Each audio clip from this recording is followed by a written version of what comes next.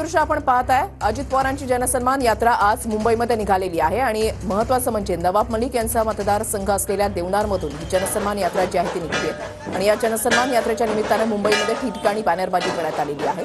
आता अजित पवार यांचं आगमन या ठिकाणी झालेलं आहे। कार्यकर्त्यांची मोठी गर्दी आपण या ठिकाणी पाहताय।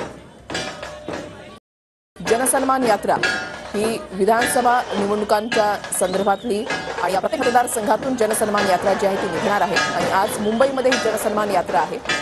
रक्षाबंधनाचा दिवस आहे, त्याच्यामुळे विविध कार्यक्रमांचं सुद्धा आयोजन करण्यात आलेलं आहे।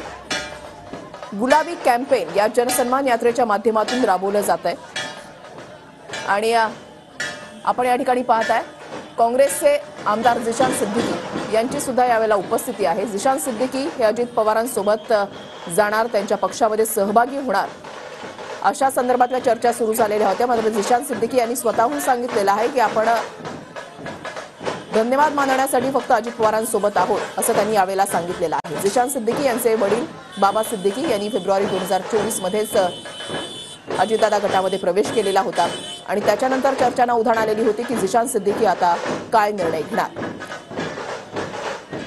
या रॅलीमध्ये जिशान सिद्दीकी हे सहभागी झाल्यानंतर आता काँग्रेसच्या गोटातून सुद्धा प्रतिक्रिया ज्या आहेत त्या येऊ लागलेल्या आहेत। अजित पवारांची मुंबईमध्ये ही जनसन्मान यात्रा आपण या ठिकाणी पाहताय।